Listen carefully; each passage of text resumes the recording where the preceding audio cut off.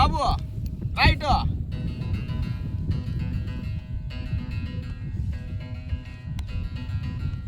ఏమి ఇటు వచ్చిండావా?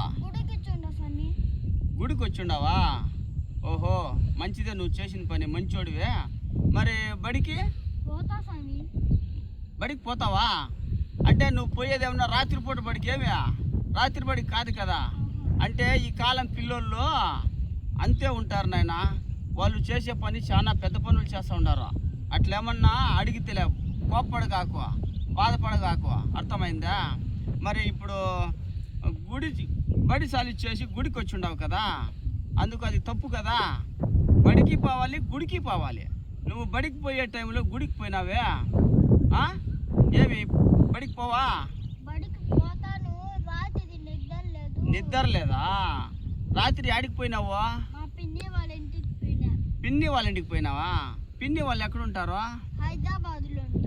ఓహో హైదరాబాద్లో ఉంటావు. మీ పిన్ని వాళ్ళు హైదరాబాద్లో ఉంటారా?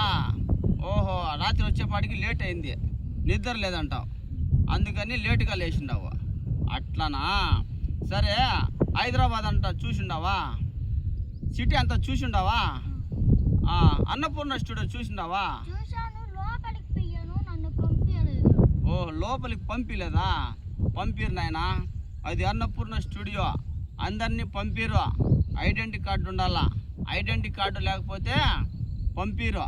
నేనైతే డైరెక్ట్గా పోయి వస్తాను. ఎట్లంటావా? చెప్పమంటావా?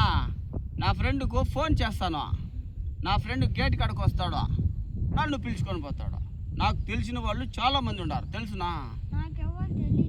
ఓహో నీకు తెలియదు అంటావా? అందుకే పోకూడదు నాయనా.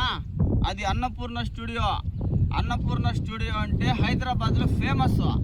అన్నపూర్ణ స్టూడియో అంటే చాలామందికి అన్నం పెట్టే స్టూడియో, తెలుసునా? అందుకు అన్నపూర్ణ స్టూడియో అంటారు.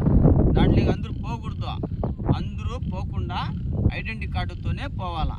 నేనైతే డైరెక్ట్గా పోతా, నాకు ఐడెంటిటీ కార్డు పాస్పోర్ట్ అవసరంలే, అర్థమైందా? సరే బాగా చదువుకో. జై కొండదేవరా.